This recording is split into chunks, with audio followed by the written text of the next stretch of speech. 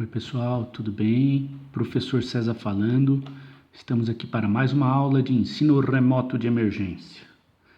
Bom, no último vídeo nós paramos aqui, no item 6, onde a gente vai falar um pouquinho sobre as vantagens e desvantagens da cromatografia líquida. Então vamos lá. Uma forma muito interessante da gente falar sobre vantagem e desvantagem sobre um determinado método de análise é comparar ele com outro método, Então, vamos comparar a cromatografia líquida de alta eficiência com a cromatografia de coluna clássica, Então, aqui desse lado, essa coluninha nós temos o HPLC, a cromatografia líquida de alta eficiência, e desse lado aqui nós temos a cromatografia líquida clássica. Então, cromatografia líquida clássica é um método barato de fazer análise. HPLC tem um altíssimo custo de operação e manutenção, certo? Aqui, na cromatografia líquida clássica, nós temos um recheio da coluna que é sempre descartado a todo momento da análise. Então, aquele recheio que eu preencho na coluna cromatográfica é para uma análise só. No HPLC, a coluna é cara, mas realiza muitas análises. Tá? Professor, muitas quantas? Depende. Depende do que eu analiso todo dia, Depende da minha frequência de análise e como é que eu consigo monitorar a qualidade da minha coluna e quando que ela começa a ficar meio ruim. Eu posso fazer por meio do número de pratos teóricos. Então, todo dia lá eu passo um padrãozinho, e calculo o número de pratos teóricos da minha coluna para ver se ela está com uma eficiência boa. Tá? A coluna clássica precisa se coletar frações. Aqui a rapidez, automação e detecção contínua. Desse lado nós temos detecção mais demorada de cada fração. Desse lado, maior resolução, sensibilidade e repetibilidade. Desse lado nós temos, depende muito da experiência do analista para ter repetibilidade, É uma técnica manual. Também desse lado, no HPLC, você precisa também bastante da experiência do analista, principalmente para operar gradiente. Daqui a pouco nós vamos ver como é que faz isso, tá? Como é que a gente faz o gradiente para ter uma resolução melhor, enfim, tá? Vamos lá. Olha, uma outra forma da gente tentar entender como é que o HPLC funciona é comparar ele também com a cromatografia gasosa de alta resolução, tá? É muito interessante comparar as duas técnicas para você ver no que uma é melhor do que a outra. Então, HPLC, nós temos amostra solúvel na fase móvel, isso é um pré-requisito. Na cromatografia gasosa, nós precisamos ter amostra volátil ou derivatizável. Nós já falamos sobre essa palavrinha lá atrás, tá? Termicamente estável na temperatura de operação do sistema cromatográfico, ou seja, a substância não pode se decompor, ela não pode romper as ligações químicas e se converter em outra substância, certo? Isso que significa termicamente estável, também nós já falamos lá atrás. Tipos de amostras. A cromatografia líquida, nós trabalhamos com amostras líquidas ou sólidos iônicos ou covalentes que têm a peso molecular de 32 a 4 milhões.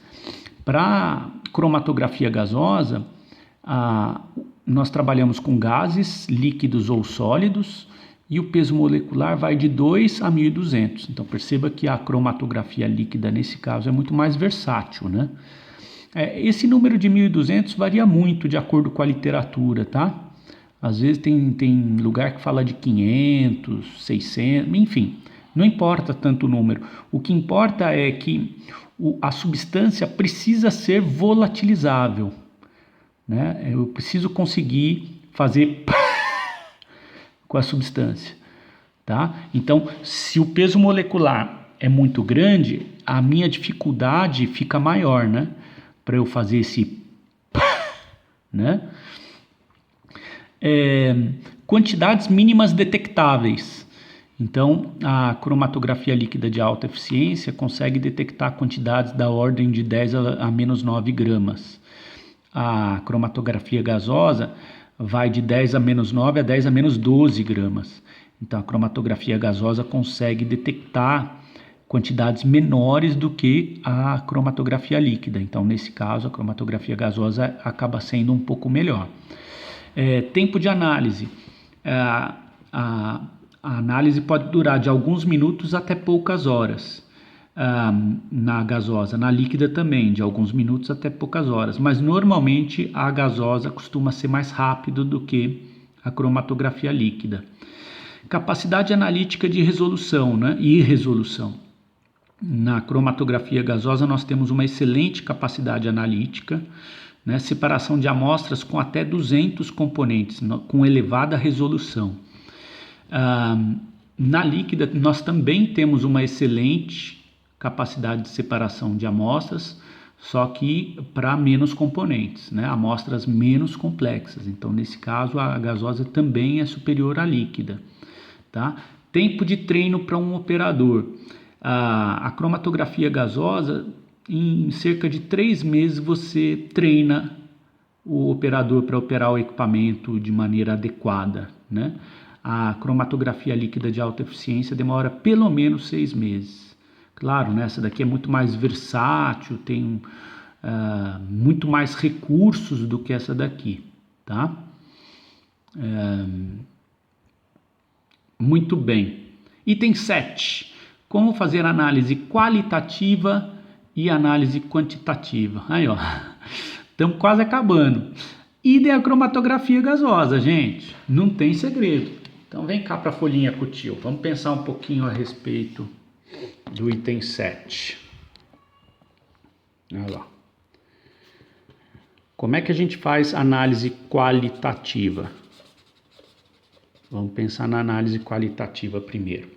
Bom, se você reparar bem, o funcionamento, né, o modo de funcionamento do cromatógrafo líquido é muito parecido com o modo de funcionamento do cromatógrafo gasoso. Inclusive o registro, né, o cromatograma, que é o registro físico da cromatografia, ele é parecido, né? Ele tem lá os piquinhos, né? Olha lá. Certo? Então, esse cromatograma, eu posso obter ele a partir de uma amostra passada num cromatógrafo gasoso ou no cromatógrafo líquido. Eles são muito parecidos. Muito bem. Portanto, os métodos para fazer análise qualitativa e quantitativa são os mesmos, né? Então, como é que a gente faz análise qualitativa? Pelo tempo de retenção, assim como na cromatografia gasosa, né? Então, eu desconfio, lembrando que toda análise qualitativa, né, a gente não pode fazer análise qualitativa no escuro, na cromatografia, né?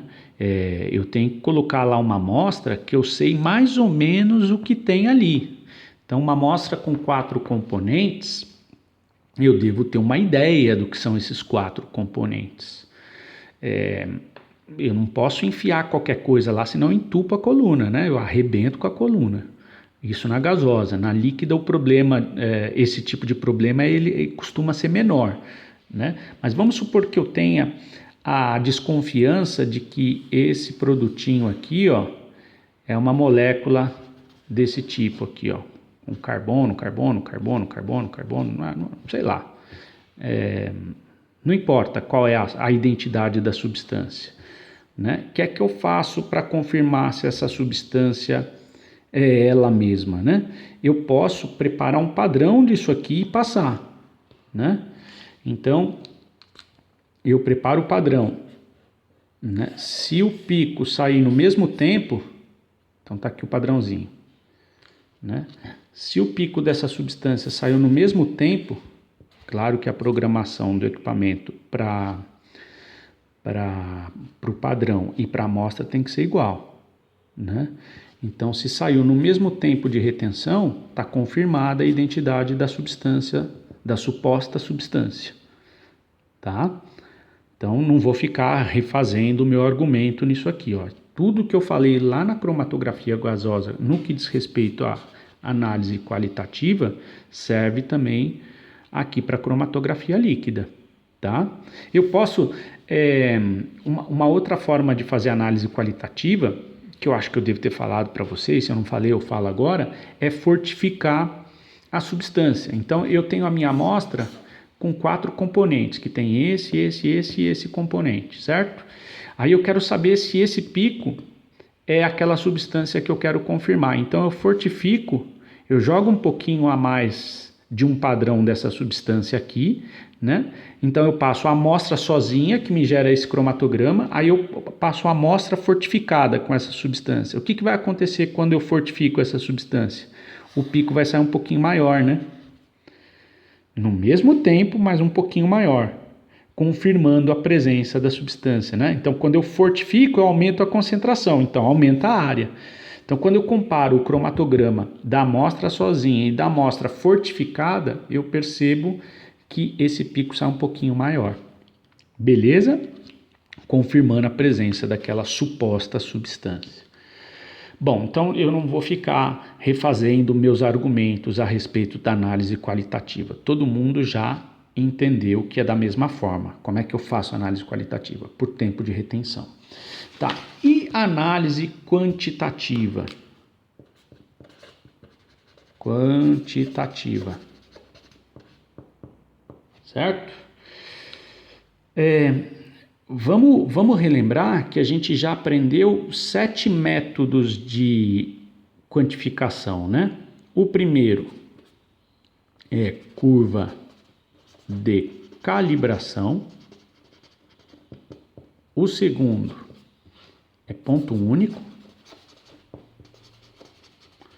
O terceiro método é adição de padrão. O quarto método é a adição de padrão com múltiplas adições. O quinto método é normalização de área. O sexto método é padrão interno.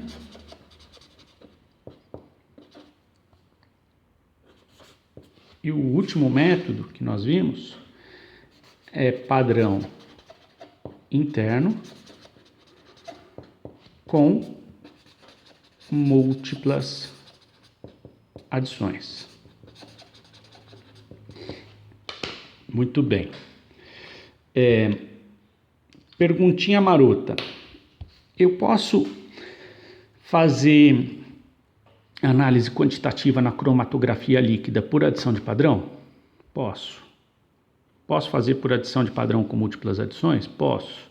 Mas aqui nós vamos usar os mesmos métodos da cromatografia gasosa, tá? Eu vou dar enfoque na prova, inclusive, para esse método, que é a curva de calibração, onde eu correlaciono a área do meu pico com a concentração, tá? Eu não vou trabalhar com ponto único, porque é uma gambiarra, como nós já vimos. Eu também não vou trabalhar com adição de padrão e adição de padrão com múltiplas adições, porque adição de padrão confunde com padrão interno, certo? Então, eu vou trabalhar com padrão interno, eu vou trabalhar com normalização de área, padrão interno com múltiplas adições e curva de calibração. Então, o que é que vai cair na prova de cromatografia líquida e gasosa, em termos de métodos de quantificação? Somente esses 4 métodos, tá? Então, não vou revisitar esses métodos todos, porque nós já trabalhamos exaustivamente na cromatografia gasosa, tanto com curva de calibração, normalização de área, padrão interno com múltiplas adições, certo? Então, só vou reforçar que na prova pode cair um exercício de cromatografia gasosa ou cromatografia líquida, né, utilizando um desses métodos de quantificação. O cromatograma da cromatografia gasosa e da cromatografia líquida é igual, né, é parecido, é um monte lá de triângulozinhos, né, enfileirados, certo? Então você pode usar qualquer um desses métodos de quantificação, beleza? Ó, então já está pronto, a cama já está preparada, não precisa voltar nesse tipo de exercício porque nós já trabalhamos bem neles, né? Muito bem. Então nós vamos para o nosso último item, que é o item 8, onde a gente vai falar sobre a otimização da análise cromatográfica. Aqui a gente vai ter que se deter um pouquinho mais, porque na cromatografia líquida, a otimização da análise cromatográfica para obter cromatogramas mais bonitinhos, ela é um pouquinho diferente da cromatografia gasosa, tá? Então, como está dando 16 minutos, eu vou começar um outro vídeo daqui, do item 8, tá bom? Eu vou parando esse vídeo por aqui e até a nossa próxima atividade.